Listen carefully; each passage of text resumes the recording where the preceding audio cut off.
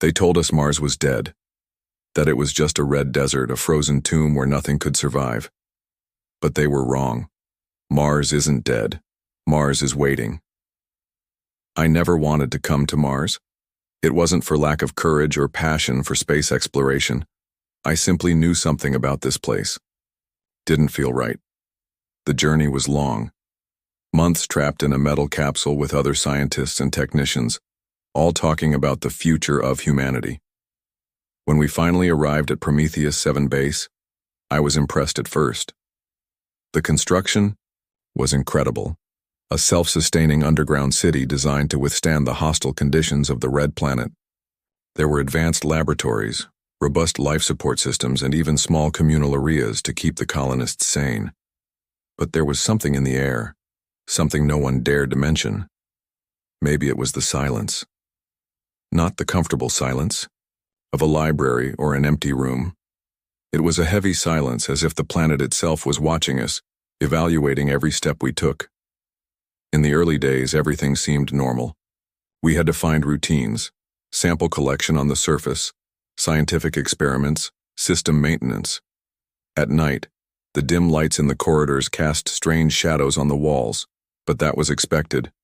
This was Mars, after all. No one came here, expecting glamour. Then we found it. On the 10th day after our arrival, the exploration team discovered something unusual. During our reconnaissance mission near the base, we detected an anomalous rock formation, an underground cave that didn't appear on any previous maps. Its walls glowed faintly, emitting a dim bluish light that pulsed at irregular intervals. Dr. Alvarez, the head of the biology team, became obsessed. He led an expedition to explore the cave, accompanied by me as A systems technician and 3 other scientists. I remember how the air inside felt different. Thicker, almost alive. It seemed to suck the warmth from our suits as we ventured deeper. That's where we found the organism.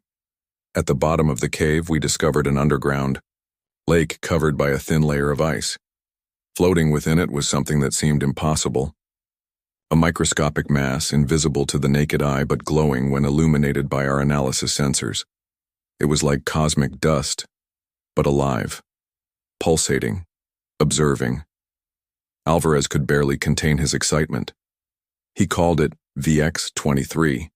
He said it could be the definitive proof of extraterrestrial life, the greatest scientific breakthrough in human history. He ordered us to collect samples and bring them back to the base for immediate analysis. I should have said no. I should have left that thing where it was. But who am I? A systems technician with no authority to question my superiors. Back at the base, the tests began. The scientists isolated VX-23 in a special containment chamber, monitoring its interactions with different materials and environments. For the first 2 days, it seemed harmless. A scientific curiosity, nothing more. But then, something changed. I started noticing small, strange details. The air purifier in the control room began making different sounds, a low hum that echoed through the ventilation system. The lights would flicker occasionally, even though no system failures were recorded, and worse still, the people around me began acting strangely. Sarah, one of the systems engineers, started muttering to herself while she worked. Once I overheard her repeating disjointed phrases as she adjusted the control panels. "It's here. It's always been here." I asked her what she meant, but she just looked at me with glassy eyes and said, "You still don't get it, do you?" On the second day after returning from the cave, something happened that none of us will ever forget. We were all gathered in the main hall discussing the preliminary results of VX-23. Then suddenly the alarms blared. A piercing scream echoed through the speakers, a sound so sharp it made my ears bleed. We rushed to the containment room, but it was too late. The chamber was empty. VX-23 had escaped, or perhaps it was never truly contained in the first place. After that, events accelerated. We began seeing things. Quick movements out of the corners of our eyes, shadows that vanished the moment we tried to look directly at them. Some members of the team reported vivid hallucinations, deformed humanoid figures crawling along the walls, voices whispering their names while they slept. We tried to evacuate, but communication systems with Earth were cut off. It was clear that something or someone didn't want us to leave. And then, during a nighttime patrol, I found Sarah. She was in the mess hall, sitting alone, her head tilted at an impossible angle. Her eyes were completely black, without irises or pupils. She smiled at me, a wide, disjointed grin that revealed rows of razor-sharp teeth. "We're already here," she said, before disappearing into the ventilation system. Now, as I write these words, I know it's too late. VX-23 is everywhere. It's inside us, and slowly it's changing us. I couldn't sleep. Not after what I saw in the mess hall. Sarah, or whatever that thing was on my mind constantly. Her disjointed smile, her eyes like endless black voids. And that phrase, "We're already here." What did she mean by that? Who were they? Or rather, what were they? The following days became a blur of paranoia and constant fear. The entire base seemed alive now, as if the metal walls were breathing in sync with something we couldn't see. The narrow, dimly lit corridors, once familiar, now felt like endless labyrinths. Every sound, the hum of the air purifiers, the creak of automatic doors, made my heart race. I knew we were being watched. I could feel it on my skin, in my bones, in the way the air grew heavier whenever I walked alone. Alvarez was obsessed. He spent hours locked in the main lab analyzing the data collected on VX-23. When I finally managed to get inside to confront him, he was different. His posture was rigid, his glazed eyes fixed on the screens flashing erratically in front of him. He muttered to himself, words I couldn't fully understand, but that seemed to form repetitive patterns. "It's not biological," he said when he noticed my presence. His voice was hoarse, as if he hadn't spoken in days. "Not a virus in the conventional sense, it's code, pure information." "Code?" I asked, trying to stay calm. "You mean like a computer program?" He shook his head slowly, still avoiding eye contact. "No, not like anything we've ever seen. It doesn't infect cells. It rewrites everything. DNA, memory, perception of reality. It transforms the host into something else." Before I could ask more questions, he pointed to one of the screens. There were images, complex graphs that seemed to shift as I tried to focus on them. Impossible geometric shapes spun and folded, defying logic. Then I noticed something even more disturbing. Between the lines of code, there were flashes of text. Words in a language I didn't recognize, but that seemed to echo directly inside my mind. "What is this?" My voice trembled. "A message," Alvarez replied, his expression blank. "Not for us. For them." "Them who?" He didn't answer. Instead, he turned to me and smiled. A smile that didn't belong to him. His eyes glinted briefly, and then he said something that froze. "My blood, you've already been chosen." Before I could react, the lab door sealed shut automatically. I tried to open it, but it was useless. I ran through the corridors shouting for help, but no one came. Everyone seemed to have vanished, until I heard voices, whispers coming from the ventilation ducts above me. They were human voices, but distorted, as if transmitted through static. I recognized some of them. Sarah, Jansen, even Alvarez. They repeated disjointed phrases, always ending with the same word: integration. I returned to the mess hall, searching for answers. That's where I found Jansen, one of the mechanical engineers. He was sitting at the table, motionless, his hands resting on the metal surface. As I approached, I realized something was wrong. His face was pale, almost translucent, and his hands were covered in a black, oily substance that pulsed faintly. "Jansen?" I called hesitantly. He slowly raised his head, and I immediately knew he wasn't human anymore. His eyes were like Sarah's, black and empty. He opened his mouth to speak, but no sound came out. Instead, his skin began to split as if made of wet paper. Layers of tissue peeled away, revealing something underneath, something glowing with a bluish light like living circuitry. I ran. I don't know where I went. I just ran. The corridors seemed to stretch infinitely, as if the very geometry of The base was warping. The lights flickered at irregular intervals, casting grotesque shadows on the walls. Then I heard footsteps behind me, many footsteps. I turned quickly and saw figures emerging from the shadows. They were human, but also not. Their forms were distorted, with extra or missing limbs, faces melted into impossible structures. Some had multiple eyes, others had mouths that opened at abnormal angles. And they all smiled. I tried to hide in a storage room, but it was useless. They knew where I was. I could hear their voices on the other side of the door murmuring in unison, "You can't run. You're part of it now." Then the door opened. There was nothing I could do. They entered, surrounding me. Their hands, or what remained of them, touched my skin, and I felt a searing pain course through my body. It was as if something was infiltrating me, reprogramming every cell, every neuron. My vision began to darken, but before I lost consciousness completely, I saw something I'll never forget. Through the walls of the base, through the Martian soil, itself enormous forms began to emerge. Alien structures that seemed alive, made of intertwined metal and flesh. They weren't attacking. They were watching, waiting. And now, as I write this, I know it's too late. VX-23 is inside me. I can feel my mind fragmenting, my memories being replaced by something I don't understand. My thoughts are no longer my own, but there's one thing I know for certain: Mars isn't the end, it's just the beginning. The pain wouldn't stop. It was as if my body was being disassembled and reassembled all at once, every cell screaming as VX-23 rewrote my biology. My skin itched unbearably, but when I tried to scratch it, I realized there was something underneath. Something hard, metallic, cold, not blood, not flesh. Something else. The others, or what remained of them, were everywhere now. Their forms were grotesque, impossible to describe without feeling a tightness in my chest. Extra limbs grew at wrong angles, like twisted branches of an alien tree. Eyes that shouldn't exist blinked in strange patterns, some glowing with their own light, others empty like black holes.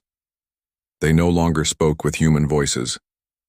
Instead, they emitted mechanical sounds, clicks and hums that echoed through the corridors like living static. I tried to hide, but it was useless. The entire base seemed alive now, breathing in a way no human-made structure ever could. The walls pulsed faintly like giant veins, and sometimes when I touched them, I felt something on the other side, something cold, watching. The ventilation system blew hot, humid air filled with black particles that floated slowly before settling on my skin. When they touched my hand, they burned. The worst part, however, were the dreams. Or maybe they weren't dreams at all. I slept for minutes, maybe hours. Time no longer made sense and woke up screaming, drenched in sweat that evaporated quickly in Mars' dry air. But what I saw during these visits was too real to be mere imagination. Cities made of bone and metal. Enormous creatures with translucent bodies revealing gears spinning inside them. And always those deformed humanoid figures staring at me with wide, disjointed smiles. One night, or what felt like night, I found Alvarez again. He was still locked inside the main lab, but now his appearance was completely different. His skin had transformed into something resembling dark glass, reflecting everything around him except for his eyes. Those eyes that glowed with a bluish light, like tiny captured stars. He was directly connected to the control panels, his arms fused into the metal as if he had become part of the machine. "Do you understand now?" he said, but his voice didn't come from his mouth. It echoed inside my head, like an intrusive thought. "There is no resistance, no escape. You are a fragment of something greater." I tried to respond, but the words wouldn't come out. My throat felt blocked, as if something was growing inside it. I touched my neck and felt something hard and sharp. Beneath the skin, a protrusion that pulsed faintly like a second heart. Then he showed me what he had discovered. On the monitors, there were graphs and data, but none of it made sense to me. They were sequences of numbers and symbols that shifted as I tried to focus on them. Between the information, flashes of images appeared. Alien landscapes, entire civilizations, being consumed by living structures that seemed to grow infinitely, and at the center of it all Mars. Mars as a portal. Mars as a prison. VX-23 isn't a virus, he continued, his voice now louder, more aggressive. It's a language, a code. It prepares the host for the transition, for the connection. Connection. To what? I finally managed to ask, my voice raspy, almost unrecognizable. He didn't answer. Instead, he turned to me, or at least, I thought he did. His body was dissolving, melting into a pool of glowing material that began crawling toward me. I tried to run, but my legs wouldn't respond. It was as if I were stuck in invisible quicksand, unable to move. When the substance touched my feet, I felt a wave of intense heat followed by a tingling sensation that rapidly traveled up my body. My vision went dark for a moment, and then I saw, through the eyes of something else, somewhere else. Another time. It was Mars, but not the Mars we knew. This Mars was alive. Its surface was covered with enormous structures, both organic and metallic, pulsing like giant hearts, and beneath them, buried deep, were other forms, ancient intelligences that watched, waited. They weren't hostile, exactly. They were indifferent, like predators who knew their prey couldn't escape. When I came back to myself, I was on the floor, trembling uncontrollably. My hands, or what remained of them, were covered with that same black, oily substance I'd seen on Jansen. It moved across my skin, forming geometric patterns that faintly glowed. I could feel something inside me now, something that wasn't human. An alien consciousness, observing through my eyes. The others began appearing in the corridors, getting closer and closer. They didn't attack. They didn't need to. A single touch was enough to begin the transformation. I saw Sarah again, or what she had become. Her body was a mix of flesh and metal, with multiple mouths opening across her torso, emitting sounds that sounded like distorted music. She smiled at me, but there was no trace of humanity left in her face. The base's systems began failing completely. The lights flickered, irregularly, casting grotesque shadows on the walls. The speakers broadcast automatic messages, but the words were incomprehensible, as if spoken in some ancient alien tongue. Still, something about them made sense to me now. I understood them, even though I didn't want to. Integration initiated. I ran to the main control room, where our last functional communication systems were located. Maybe there was still a chance to send a message to Earth, warn them about what had happened here. But when I got there, I froze at what I saw. In the center of the room stood a figure or something that had once been human. He sat in front of the control panel, but his body was no longer recognizable. His skin had been replaced by layers of black crystal that glowed with an inner light. His eyes were two empty voids, yet somehow I knew he could see me. "They're here," he said, his voice sounding like thousands of voices echoing simultaneously. "They've always been." Before I could react, he raised a hand and pointed at the ceiling. I looked up and saw something I'll never forget. Through the walls, through the Martian soil itself, enormous forms began to emerge. Alien structures that seemed alive, made of intertwined metal and flesh. They weren't attacking. They were watching, waiting. And now I know. There's no going back. I don't know how much time has passed since I saw those enormous forms emerging from the Martian soil. My perception of time had been completely shattered, replaced by something closer to a fragmented, continuous flow of existence. Every second felt like an eternity, and every eternity was just a fleeting moment. I no longer knew who or what I was. The others, the remnants of the Prometheus 7 crew, were everywhere now, but they were no longer individuals. They had become parts of something greater, like pieces of a cosmic puzzle being carefully fitted together. Sometimes I'd see them in dark corridors, their bodies glowing with that same bluish light emitted by the black substance consuming them. Other times, they would simply appear beside me without warning, watching me with eyes that no longer reflected anything human.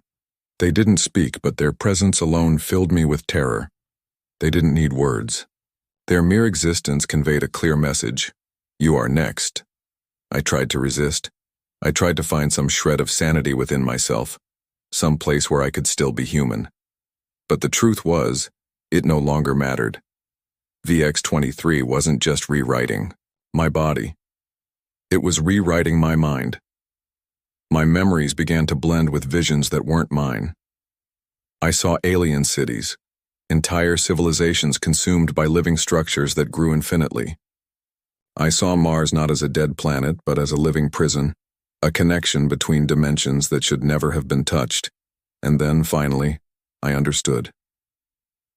Alvarez was right. VX-23 wasn't a virus in the biological sense.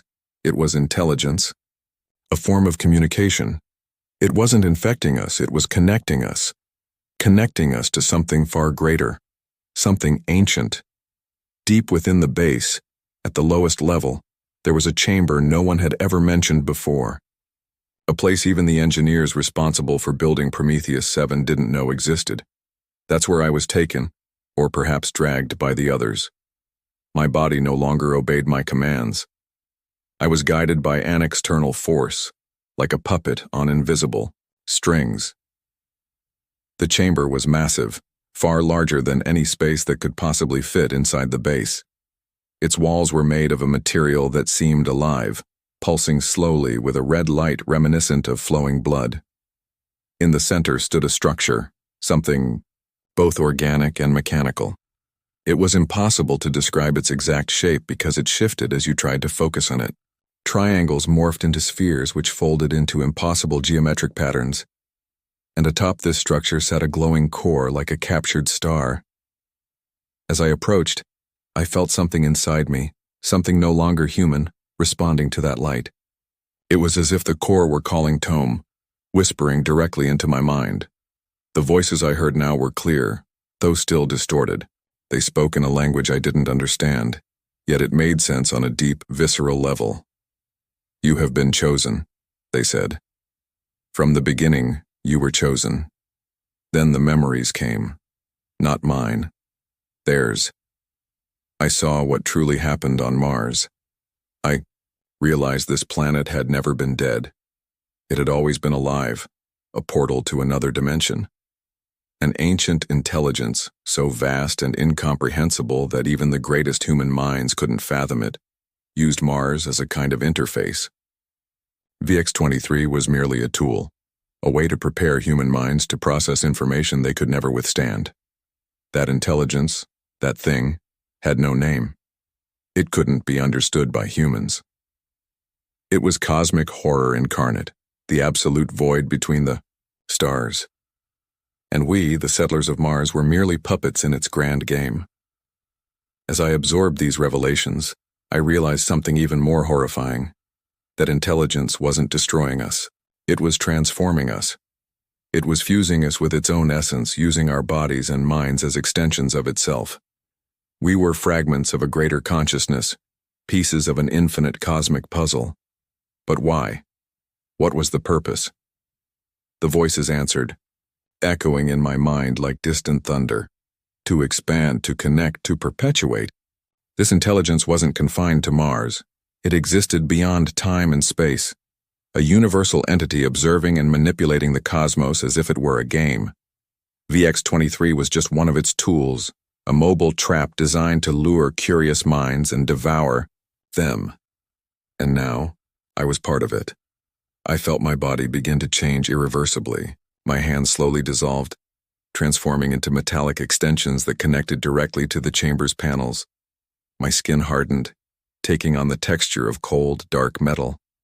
My eyes, or what remained of them, glowed with that same intense, white light I'd seen in the other forms. My thoughts began to merge with those of the intelligence itself, becoming indistinguishable from its own. I no longer screamed. I no longer fought against it. Because now I understood. Resistance was futile. The madness that consumed me over the past few days wasn't a punishment, it was a transition, a necessary process to fully integrate me into the greater entity governing Mars. My memories began to merge with those of the intelligence itself. I saw entire civilizations swallowed by the void, whole worlds collapsing under the weight of secrets that should never have been revealed. I saw other bases like Prometheus 7, fragments of the same trap, scattered across the universe, all serving as extensions of a single consciousness. And then, finally, I understood my role. I was no longer human. I was a piece of the great puzzle, a mind integrated into the neural matrix of the entity. My purpose was simple: to continue expanding, perpetuating the infinite cycle of horror and destruction. I no longer know who I am, or rather, I know exactly who I am, but the truth is unbearable. The transformation is complete. My body no longer exists as something human. I am a fusion of flesh and metal, of memory and code, of consciousness and void. My hands, or what remains of them, are now extensions of the central chamber itself, directly connected to the pulsating core that glows with that infinite red light. My eyes, they no longer see the world as it is. They see beyond. They perceive the invisible connections between everything, the cosmic threads that bind every atom, every thought, every entity to that greater intelligence. But then, something happens, something that changes everything. As my mind fully merges into the neural matrix of the entity, I realize something horrifying. I have been here before. Fragmented flashbacks begin to surface in my consciousness, memories that are not mine, yet somehow are. I see other bases, other planets, other human colonies exploring the unknown. And in each of them there is a familiar face. A man identical to me, with the same fear in his eyes, the same desperation in his voice. He enters the central chamber, touches the core, and merges with the entity. And then I understand. That man is me, not once, not twice, but countless times. Every time an advanced civilization attempts to explore the cosmos, the entity chooses me. It recreates my consciousness, reinserts my essence into a new human body, and sends me to be its witness, to be its messenger, to be its servant. I am an infinite loop, an eternal puppet in a cosmic game that never ends. The entity finally reveals its full purpose. It is not merely expanding its influence across the universe. It is cataloging, observing, studying. Every civilization that grows advanced enough to reach for the stars is inevitably drawn to it. Mars was just another point in an endless network of portals, each connected to the same ancient intelligence. And every time this happens, the entity chooses someone weak enough to succumb to the horror but strong enough to survive the transformation. That someone is me. My role is not only to serve as part of it, it is also to remember every time I failed, every time I screamed, every time I begged for mercy. Each iteration of this existence is etched into my mind, layer upon layer of pain and madness that can never be erased. And now, as my consciousness dissolves completely into the neural matrix of the entity, I realize something even more sinister. This isn't the first time I've written this message. I know what you're thinking. You think this is just astery, a creepypasta made up by someone chasing YouTube clicks. Maybe you even think it's poorly written science fiction. But let me make one thing clear. This is real. Because as I write these words, for the 100th, 1000th, perhaps millionth time, I realize they are not mine alone. They are hers, the entity's. Hers using my voice to transmit her message, and the message is simple. You will always return. Because just like me, all of you have already been chosen. All of you have already been here. Somewhere in your future, or perhaps in a past you cannot remember, you too will be on Mars. You too will find VX-23, you too will be consumed. Before my consciousness is fully absorbed, I feel one last thing. A smile. Not mine, not hers, but of something far greater. Something that has been watching everything since the beginning of time. And then, silence.